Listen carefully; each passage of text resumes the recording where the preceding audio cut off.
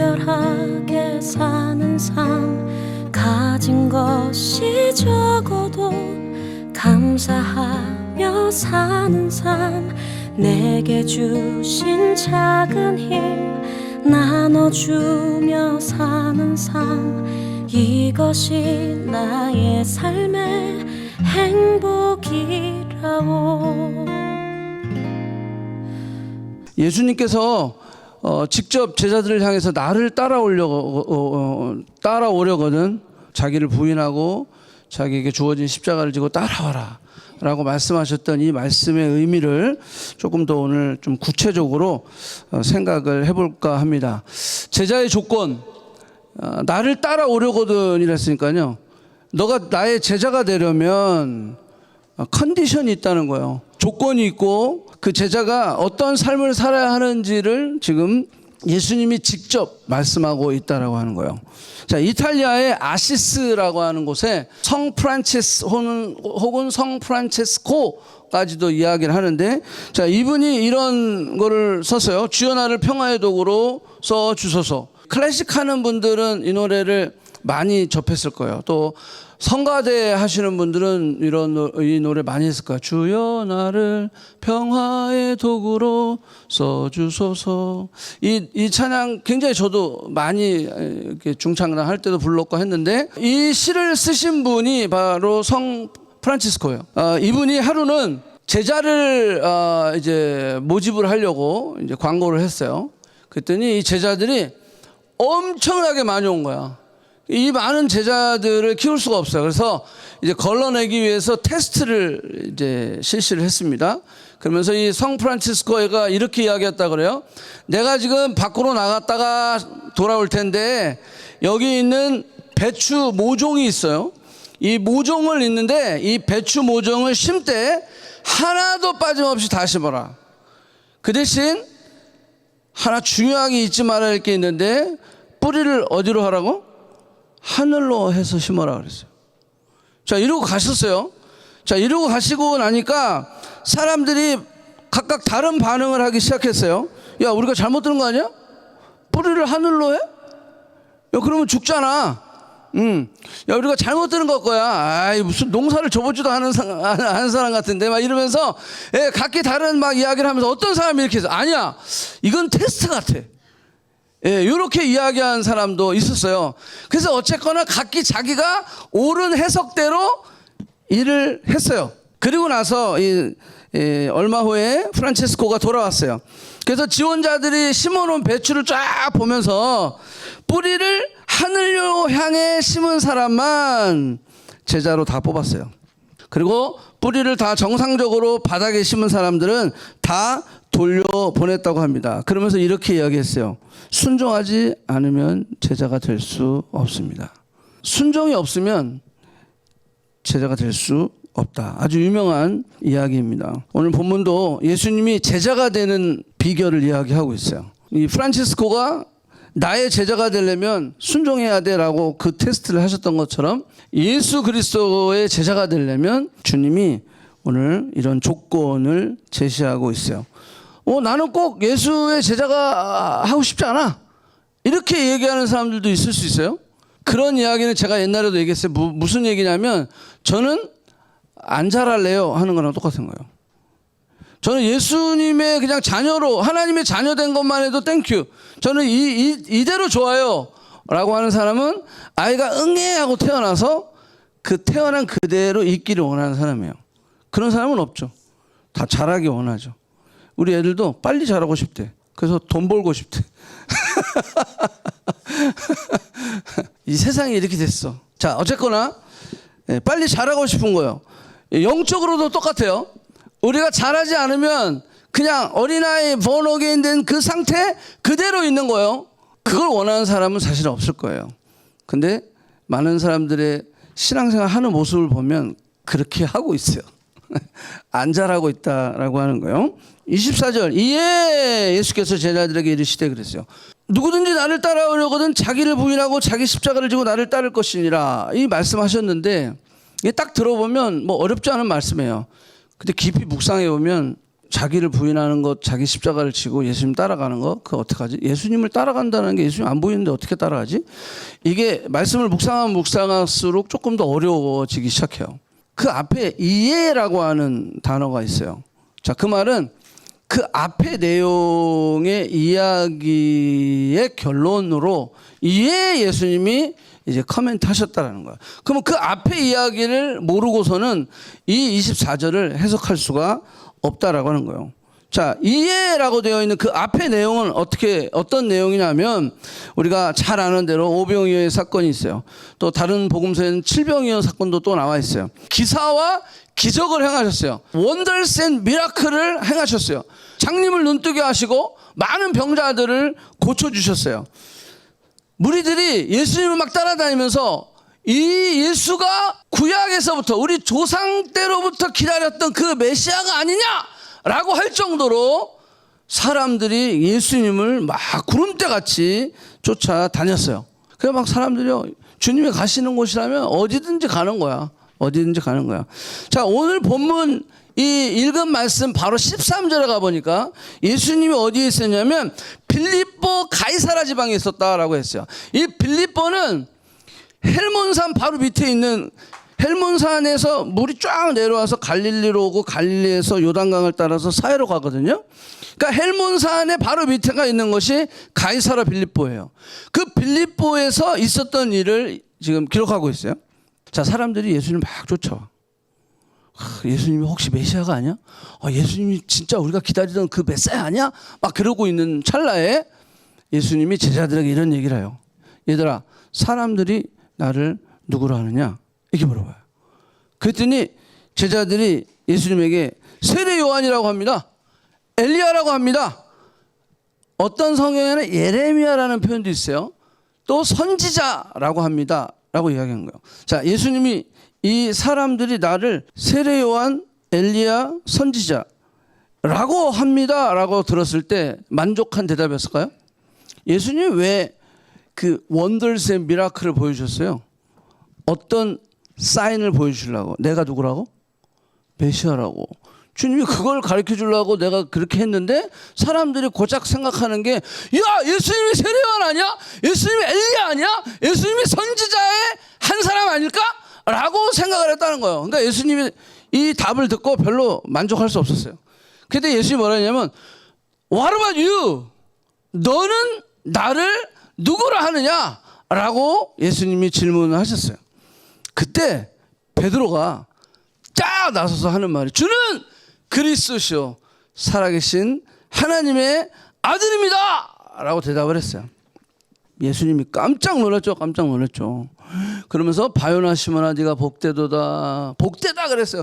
이 이야기를 한 건 복된 거야. 왜? 이 이야기는 네가 할 수 있는 이야기가 아니고 네 안에 계신 하나님의 영이 했다는 거야. 하나님께서 도와주지 않으면 이 고백을 할 수 있다 없다? 없다라고 하는 거예요. 그 말은 베드로의 구원을 확정하신 거예요. 자, 이렇게 고백을 했어요. 자, 이게 거의 어떤 수준이냐면 말로 홈런을 친 수준이에요. 예수님의 그 딱 답답한 심령을 뻥 뜨게 했던 거예요. 이게 몇 년 걸렸어요? 3년 걸린 거야. 3년. 예수님의 공생의 3년 만에 이 대답을 딱 들으시니까 예수님이 막 그냥 막 너무 기쁘셔서 칭찬을 하셨어요. 우와, 네가 복을 받았다.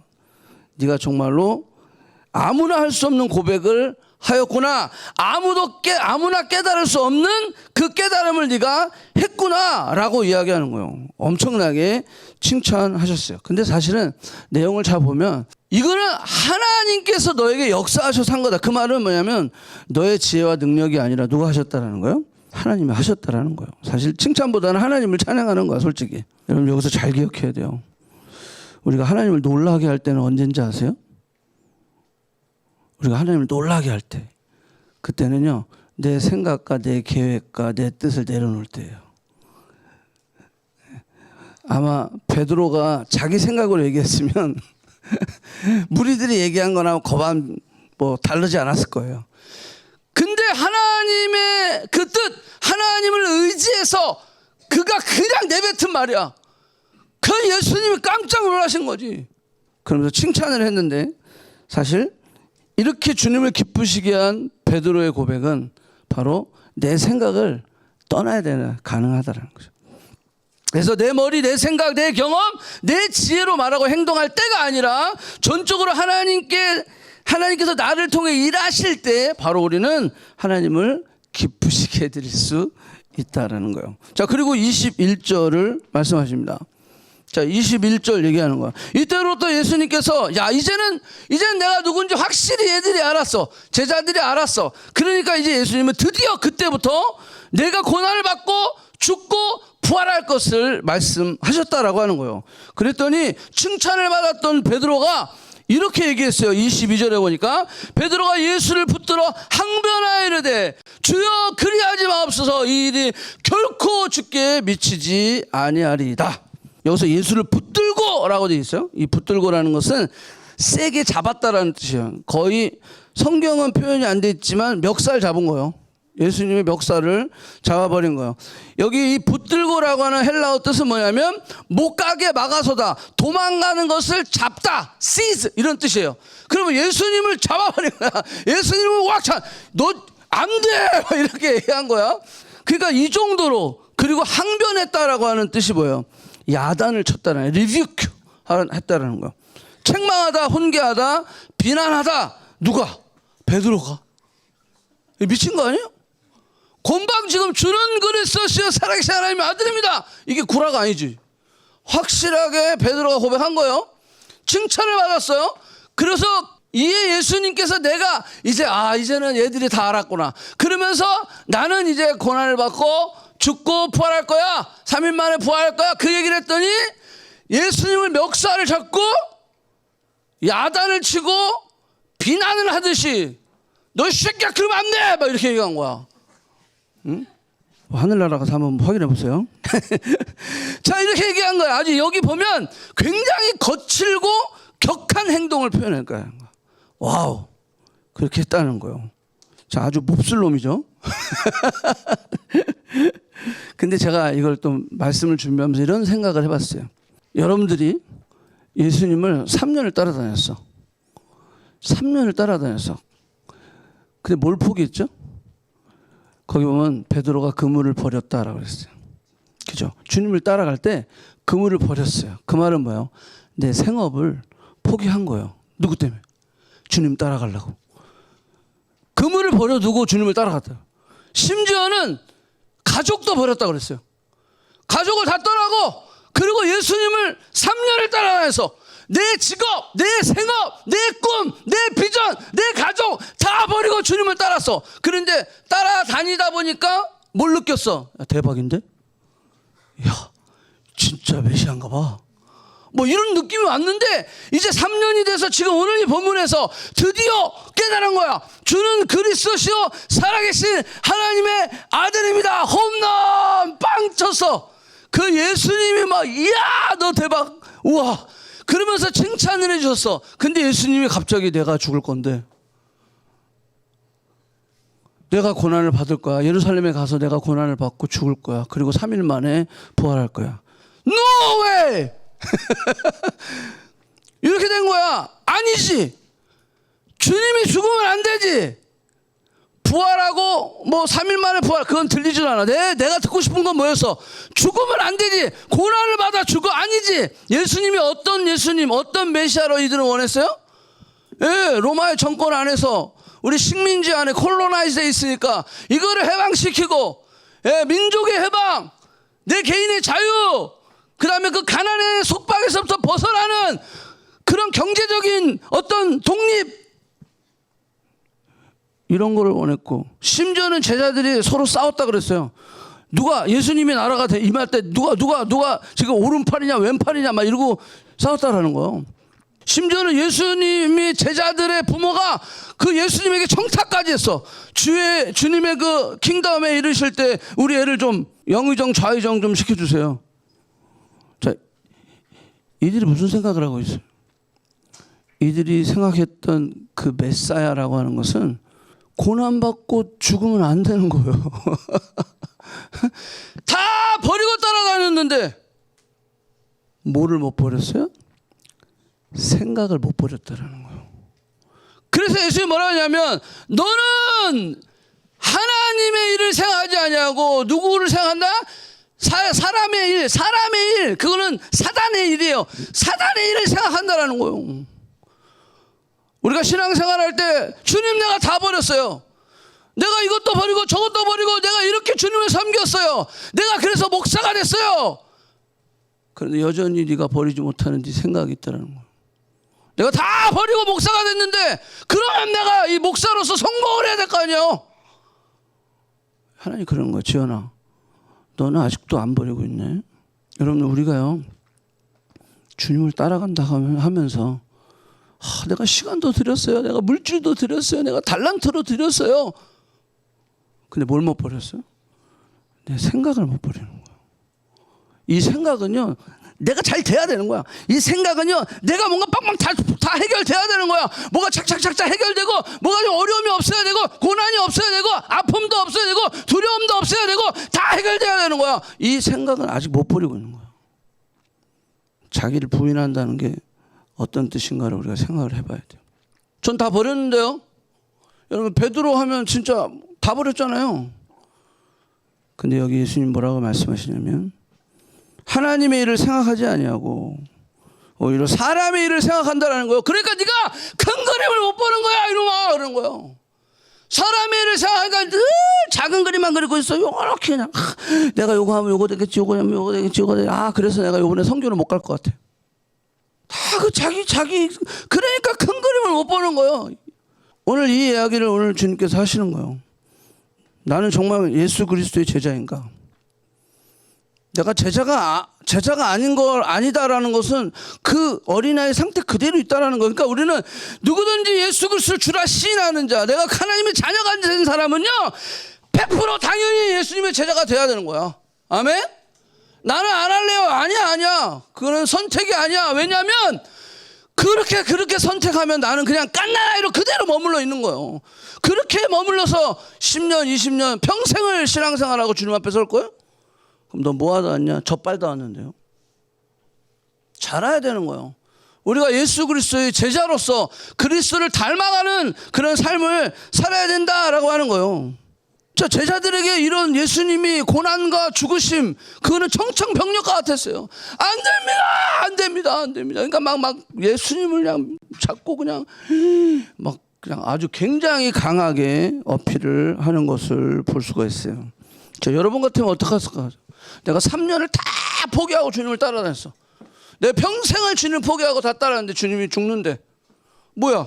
나는 그러면 이 사람 죽으면 나도 내 목숨은 괜찮을까요? 종교 지도자들에게 내가 고난을 받고 죽을 거야 그랬더니 그러면 나 당신의 제자인데 네가 죽으면 나도 내 목숨도 안전하지 않은 거예요. 그러니까 저는 이해는 하겠더라고. 여러분들 같으면 어떡할까요? 1. 이해한다. 2. 나도 베드로랑 똑같이 멱살 잡는다. 3. 예수님을 떠난다. 뭐 할 것 같아요 여러분들? 이해는 하겠어. 근데 한번 우리가 생각을 해봐야 된다는 거예요. 그런데 이렇게 이야기하는 제자들을 향해서 예수님은요 더 강하게 밀어붙이는 거야. 오히려 사실 그렇잖아요. 인간적인 예수님이라고 한다면 미안해, 내가 진작 얘기할 걸. 내가 진작 얘기했으면 니들이 나 안 따라왔을 텐데. 요거 내가 너무 숨기고 있어. 미안하다 진짜. 지금이라도 또 갈래? 근데 예수님이 절대 그러지 않았어. 더 세게 얘기한 거야. 이 아이 사탄아 물러가라 그랬어. 와우, 너무 세게 나오셨어. 엄청난 책망을 한 거예요. 금방 칭찬했는데 금방 책망을 당했다라는 거예요. 자, 이렇게 말씀하시고 24절 오늘의 하이라이트를 딱 얘기했어요. 예수께서 제자들에게 이르시되 누구든지 나를 따라오려거든 자기를 부인하고 자기 십자가를 지고 따라와라. 아이는 부모를 기쁘게 해드리기 위해서는 자라야 돼요. 안 자라는 아이는 부모가 되게 근심이 되겠죠. 하나님도 마찬가지예요. 영적으로도 우리가 신앙생활이 자라야 된다. 우리가 예수를 나의 구세주로 고백하고 내 마음에 영접하면 우리는 하나님의 자녀가 되고 거기서 멈추면 안 돼요. 우리가 자라가야 된다. 그래서 하나님을 기쁘시게 해드리고 우리에게 주어진 목적과 사명을 이루어 가는 거예요. 그래서 성도는 성장해야 돼요. 예수 그리스도의 진정한 제자가 되어서 하나님의 뜻을 이루는 제자들이 돼야 된다라고 하는 거예요. 자, 제자가 되려면 두 가지. 자, 비전이 있어야 돼요. 그리고 순종을 할 수 있어야 돼요. 비전이 없으면 제자가 될 수 없어요. 그 말은 뭐예요? 비전은 하나님을 향한 뜻을 알아야 돼요. 내가 프란치스코를 따라가는데 프란치스코에 뭐가 좋은지 알아야 될 거 아니에요. 그죠? 그리고 따라가는 거죠. 내가 누구의 제자가 되고 싶으면 그 사람의 무슨 스페셜티가 있는지를 알아야 될 거 아니에요. 그죠? 근데 내가 비전, 예수 그리스도 제자로서 비전, 그 비전이 있어야 되는데 이 비전은 뭐냐면 하나님의 뜻을 알아야 된다는 거예요. 특별히 이 비전은 하나님께서 God has wonderful plan for your life. 우리의 삶의 원더풀 플랜을 가지고 계시다는 거야. 하나님의 그 뜻이 무엇인지, 나를 향한 하나님의 뜻, 그 비전, 그걸 가지고 있어야 돼요. 예수 그리스도를 향한 하나님의 비전이 뭐예요? 인류를 위해서 십자가 달려 죽는 거예요. 아멘? 그게 하나님 뜻이에요. 인류를 구원하는 거예요. 구원하기 위해서 십자가에 죽게 하신 거예요. 그게 그리스도의 비전이에요. 그러면 나의 비전은 뭐냐라는 거예요. 이 제자는 반드시 비전을 알아야 됩니다. 내가 왜 하나님께서 나를 향한 하나님의 그 뜻, 나를 통해서 하나님께서 하고자 하시는 그 뜻, 그것이 무엇인가를 깨달아야 돼요. 예수님은 예수님의 비전을 알았어요. 그러니까 내 뜻대로 마시고 아버지 뜻대로 되기를 원합니다 라고 하고선 그 잔을 마셨던 거예요. 그 십자가의 길을, 골고다의 길을 가셨던 거다라는 거예요. 그럼 나의 비전은 뭐냐라는 거예요. 그게 분명히 우리가 알아야 돼요. 두 번째는 비전을 알면 뭐해? 순종을 해야죠. 순종을 해야 돼요. 비전을 이루는 데 있어서 가장 방해가 되는 것이 뭐냐면 나 자신이에요. 내 자신 때문에 그 비전을 순종하지 못하고 있는 경우가 대부분이에요. 내 자신이, 내 자아가 계속 하나님께 순종하지 못하도록 방해하고 있다라는 거예요. 그래서 이렇게 거역하는 자아를 깨트리고 복종하고 순종하는 과정, 이것이 자기 부인, 셀프 디나이. 또 조금 세상적인 언어로 바꾸면 권리 포기.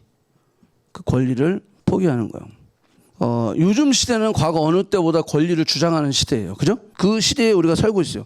뭐 빈부귀천 남녀노소 할 것 없이 권리를 다 주장해. 심지어는 요 애들도 권리를 주장해요. 가자 그러면 아니 난 안 가고 싶은데? 나도 안 갈 권리가 있잖아. You have no choice.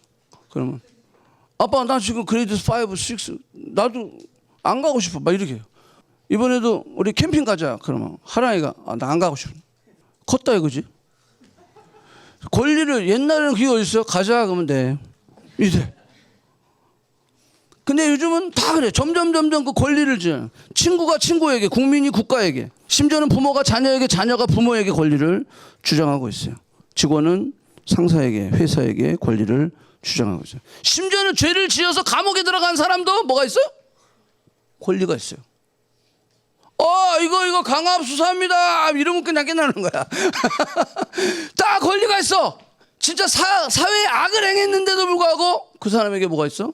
권리가 있어요. 사회를 어지럽게 하고 혼란하고 혼동시킨 주범인데도 불구하고 소수의 인권이라는 이름으로 자기의 권리를 주장하는 시대에 우리가 살고 있어요. 그런데 오늘 예수님은 뭐라고 얘기했어요? 네 권리를 포기해라. 그리스도의 제자에게는 순종이 필수인데 내 속에 있는 자아가 계속해서 자기의 권리를 주장하기 때문에 순종을 할 수 없는 거예요. 그러니까 힘든 거예요, 신앙생활이. 왜? 나는 살아있는데 자꾸 단기 성격하자 그래. 난 살아있는데 미쳤어 내가? 뭐 이렇게 되는 거예요. 거기서 싸우는 거야 계속. 예수가 밥 먹여주냐? 그래 밥 먹여준다. 아닌데? 아닌 것 같은데 밥 안 먹여주는 것 같은데. 거기에서 막 싸우는 거예요. 싸우는 거예요. 자, 순종하라고 하면 어때요? 여러분들 안에, 내 안에. 순종하라. 야, 여러분 순종하세요. 그러면 기분 좋아요? 어머, 아멘. 감사합니다. 순종 땡큐. 그런 사람 별로 없죠. 순종하세요. 이번에 성경할 때 같이 갑시다. 순종하세요. 지금 때가 어느 때인데 지금 순종을 강요하고 있어. 그럼 네가 먹으면 내 뭐 월급 다 벌어줄 거야? 그죠? 내가 왜 꼭 그래야 되는데, 내가 왜 가야 하는데, 내가 왜 나만 그러는 거야? 왜 나만 부르는 거야? 라고 거부하는 마음이 올라오는 거예요. 자기 권리를 주장하는 마음, 이걸 내려놓아야만 순종이 가능해지는 거예요. 그래서 권리 포기는 순종의 본질인 거예요. 순종을 하려면 반드시 권리 포기가 있어야 돼요. 자, 여러분들 왜 우리에게 권리를 포기하라고 하는지 아세요? 왜 우리에게 순종하라고 하시는지 아세요? 주님이 누구이십니까? 나를 위해서 십자가에 죽으시고 그 핏값으로 나를 뭐 했어요? 사셨기 때문에 그런 거예요. 아멘? 내 주인이 누구라 그래요?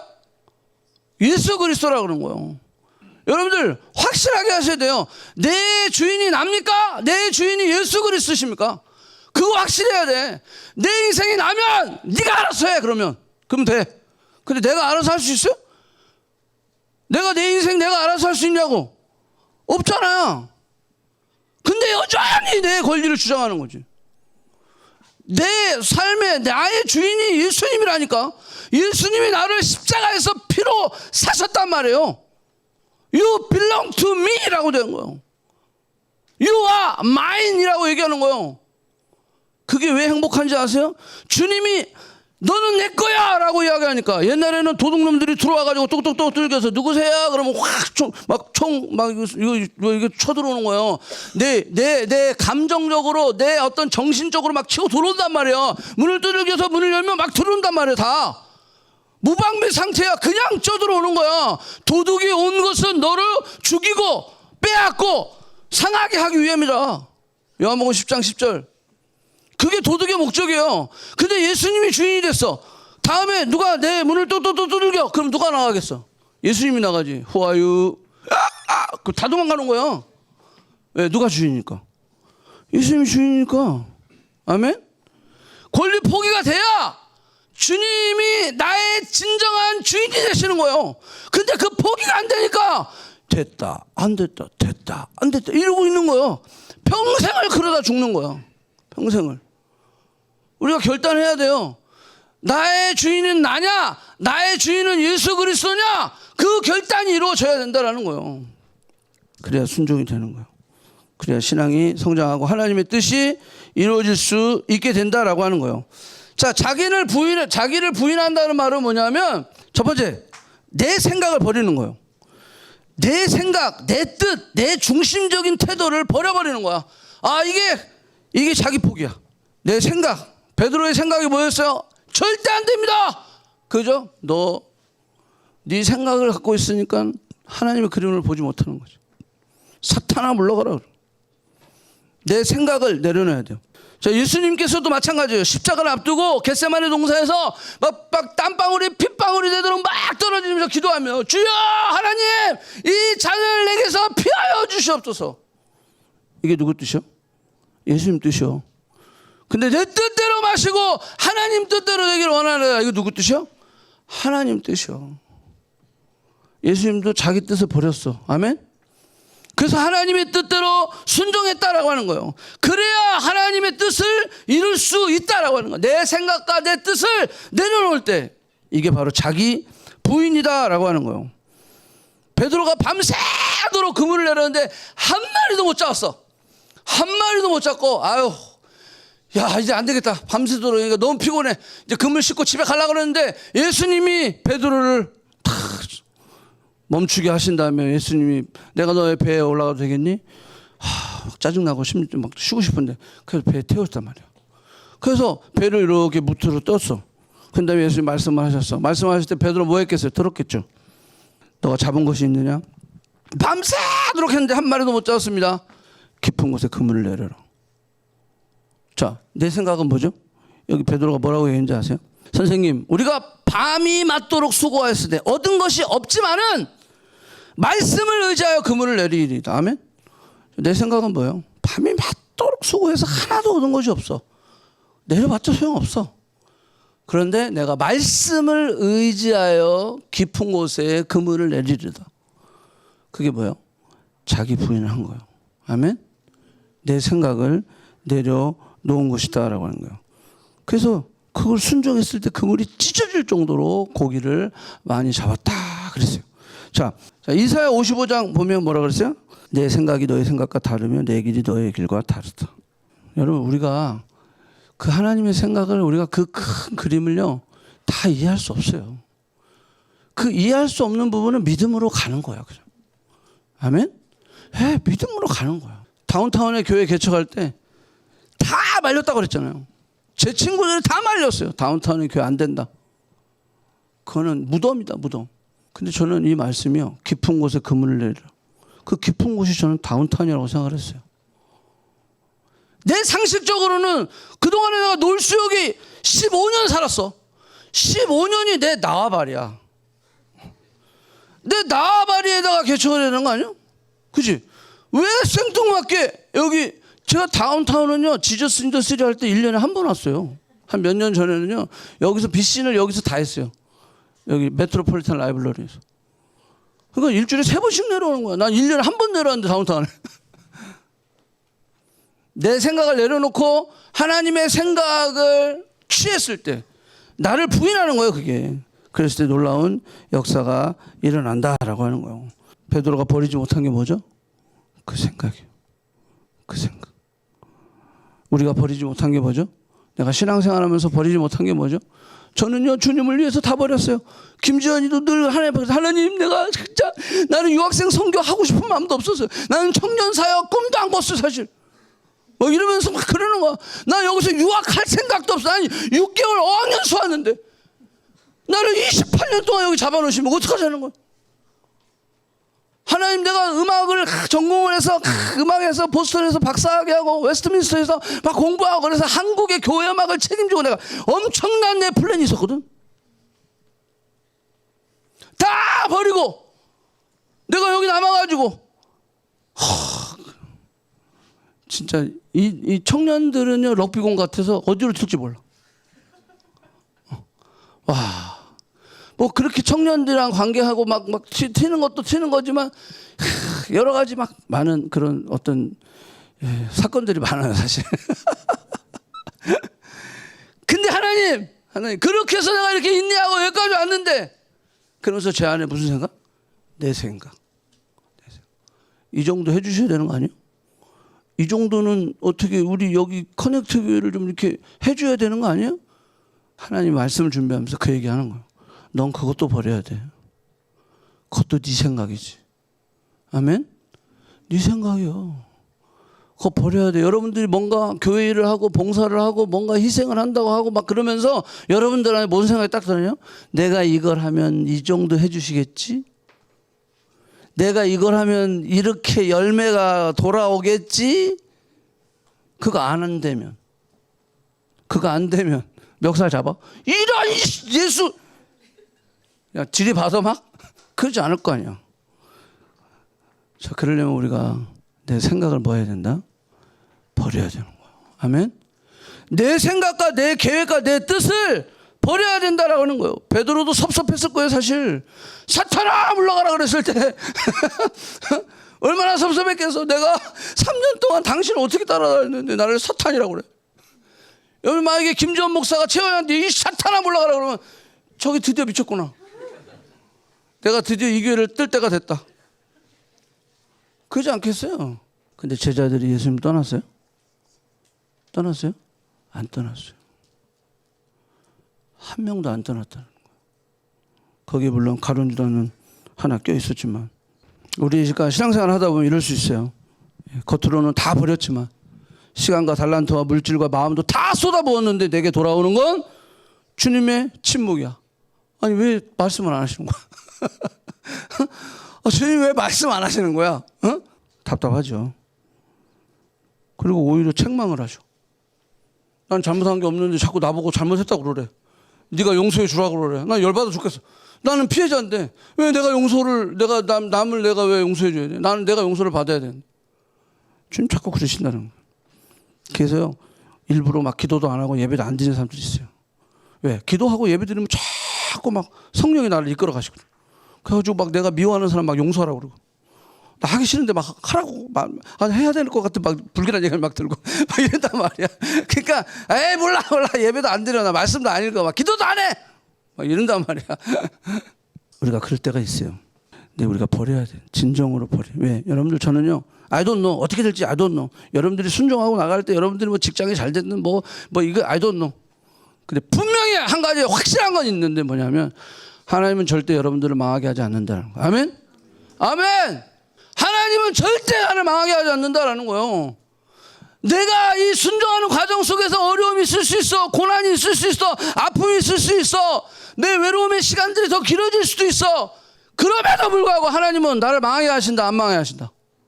절대 안 망하게 하신다. 아멘? 그 믿음이 있어야 되는 거야. 그 믿음이 있어야 돼. 내 속에 내가 너무도 많아. 하덕규 지금 목사님 됐어요. 저 찬양이 아니죠, 저거는.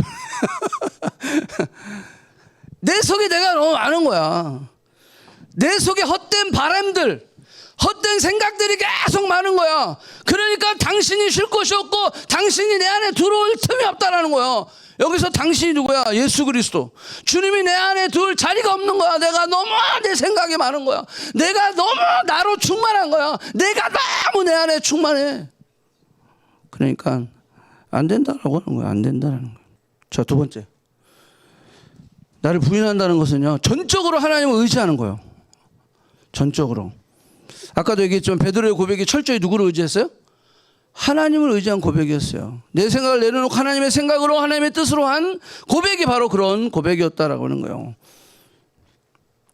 근데 베드로가 금방 그렇게 칭찬받고 금방 욕을 먹었잖아요. 근데 그게 다 어디로부터 온 거예요? 내 생각으로부터 온 거예요. 내게 주신 하나님의 생각을 그대로 흘려보냈을 때 칭찬받았어. 근데 내 생각을 그대로 흘려보냈으니까 야단을 맞았어. 그러니까 여러분들 우리의 생각을 지켜야 돼요. 내 생각이 하나님의 생각으로 딱 지킬 수 있도록 그렇게 우리가 나아갈 수 있어야 된다. 여러분 믿음이 좋으냐 좋지 않으냐 그거는 뭘로 알 수 있죠? 뭐 목사라고 믿음이 좋습니까? 장로라고 믿음이 좋은 거예요? 권사라고 뭐 집사라고 믿음이 좋은 거예요? 아니에요. 천만의 말씀. 그 타이틀이 믿음이 좋다라고 이야기할 수 없다라고 하는 거예요. 여전히 그 타이틀이 있지만 제가 아까 얘기했잖아요. 저도 내 생각이 있는 거예요. 내 생각을 버리지 못해가지고 막 이 목사가 비전은 뭐야? 하나님의 뜻인데 이 목사가 자꾸 앰비셔스 야망을 가지고 있게 되는 거지. 그러니까 내 뜻을 안 포기하는 거야. 그래서 교회를 막 야망으로 막 이렇게 막 끌어올리려고 하는 거지. 자, 그런 문제가 있을까요? 없을까요? 당연히 문제가 생기는 거죠. 당연히.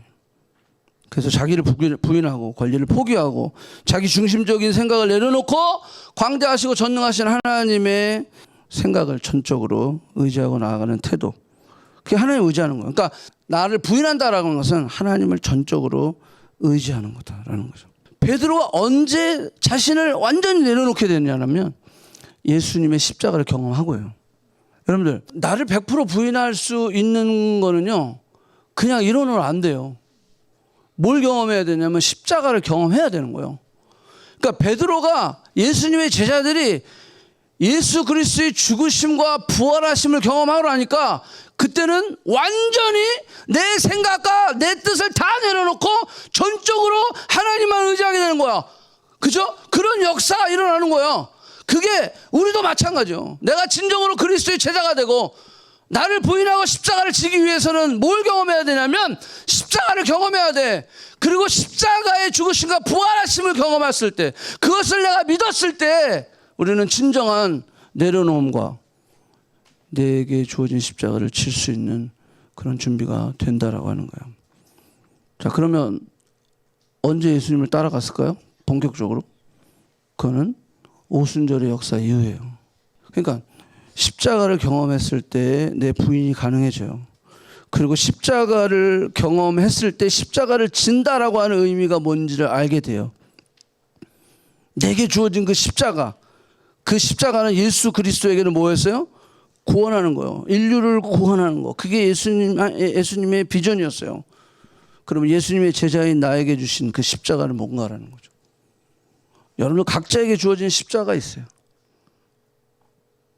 근데 그 십자가는 결국 어디로 향해 가야 되냐면 결국 하나님 사랑, 이웃 사랑, 결국 영혼을 구원하는 그 일에 내를 십자가를 지게 하시는 거예요. 십자가는 두 가지가 있어요. 내 죄로 인하여서 지는 십자가가 있어요. 그거는 나의 십자가가 아니에요. 그건 그냥 죄의 십자가예요. 십자가도 아니야. 그거는 죄의 결과예요.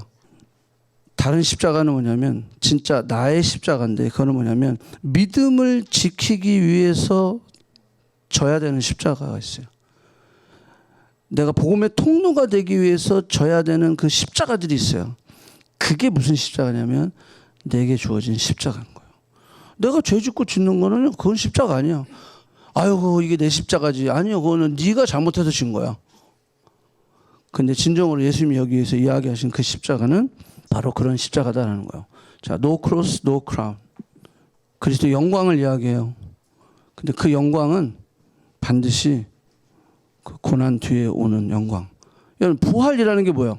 resurrection. 죽었다 살아나는 거죠. 근데 죽지 않았는데 어떻게 살아날까요? 그죠? 안 되죠. 그러니까 마찬가지예요. 부활의 영광이라는 것은 죽어야 가능한 거예요. 그러니까 내가 죽지 않으면 그 영광은 없는 거다라고 하는 거예요. 그래서 우리가 내게 주어진 그 십자가, 베드로전서 1장 6절에 보면 믿음의 시련 그랬어요. 믿음의 시련.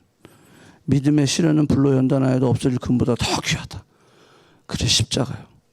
왜? 믿음을 지키기 위해서 우리가 져야 되는 십자가, 불이익들. 내가 피해를 받았는데 오히려 내가 용서를 해줘야 되는, 누구 때문에? 예수님 때문에. 그게 십자가인 거예요. 믿음의 시련을 통해서 하나님께서 내게 직장에서, 캠퍼스에서, 가정에서, 친구 사이에서, 관계 속에서 예수님 때문에 당해야 될 그 불이익들, 그 고난들, 그것이 진정으로 주님 원하시는 십자가이다라는 거예요. 영국의 신학자 사무엘이 이런 얘기했어요. 새에게는 그 날개는 무거운 것이에요. 새의 날개가 엄청 무거워요. 근데 그것 때문에 날아간다는 거예요. 배는 그 돛이 무거워요. 근데 그것 때문에 배가 앞으로 간다라고 하는 거예요. 우리에게 믿음의 시련, 이 믿음의 시련은 무거운 거예요. 그렇지만 그것 때문에 우리가 자라고, 그것 때문에 우리가 그리스도의 제자로서 성장할 수 있다라고 하는 거예요. 아멘. 십자가가 멸망하는 자에게는 미련한 것이지만 구원을 받는 우리에게는 하나님의 능력이라. 그래서 그 십자가는 우리에게 능력이 된다라는 거예요. 그것 때문에 우리가 하나님의 그 뜻, 하나님의 계획, 하나님께서 나를 부르신 그 부르심에 합당한 삶을 살아갈 수 있게 된다라고 하는 거예요. 그것 때문에 십자가 고통스러운 거 너무 싫어요. 근데 그게 없으면 우리는 갈 수가 없어요. 그래서 십자가가 우리에게 필요하다. 자, 진짜 마지막, 우리에게 십자가는 세 가지가 있어요. 패션, 고난의 십자가. 두 번째, 러브, 사랑의 십자가. 그리고 세 번째, 사명, 미션, 사명의 십자가라는 거예요. 하나님께서 우리에게 비전을 주셨어요. 근데 그 비전은 예수 그리스도에게 먼저 주신 비전이에요. 마태복음 28장에서 너희는 가서 모든 족속으로 제자를 삼아 아버지 아들과 성령의 이름으로 세례를 주고 내가 분부한 모든 것을 가르쳐 지키게 하라. 볼지어다 내가 세상 끝날까지 너희와 항상 함께 있으리라. 이거를 영어로는 The Great Commission이라고 그래요. Great Commission이 뭐냐면요, 이 커미션은 come 플러스 미션이에요. 이 come이라는 뜻은 뭐냐면 함께, together라는 뜻이에요. 근데 이 미션이라고 하는 것은 뭐냐면 하나님께서 우리에게 주신 하나님의 뜻이란 말이에요. 근데 이 뜻을 내가 순종하기 위해서는 나를 부인하고 그리고 십자가를 지는 거예요. 내게 주어진 십자가. 그 십자가를 지고 나아갈 때 come이라는 것은 내가 세상 끝날까지 너희와 항상 함께 있으라. 너의 미션은 네 혼자 하는 게 아니야. 내가 같이 할 거야. 아멘. 그래서 예수님이 뭐라고 그랬어요? 수고하고 무거운 짐진 자들아 다 내게로 오라. 내가 너희를 쉬게 하리라. 나의 멍에는 가볍다라고 하는 거예요. 왜? 같이 지시니까. 아멘. 그래서 여러분 두려워하지 마세요. 제가 아까 얘기했죠. I don't know. 그렇지만 분명한 것은 하나님은 절대 우리를 망하게 하시지 않는다라는 거예요. 아멘. 그래서 우리가 믿음으로 순종하며 정말로 하나님께서 주님 오늘 말씀 통해서 우리에게 주신 것처럼 나를 따라오려거든 자기를 부인하고 자기에게 주어진 십자가를 지고 주님을 따라갈 수 있는, 그래서 우리의 미션을 이룰 수 있는 저와 여러분이 되기를 축복합니다.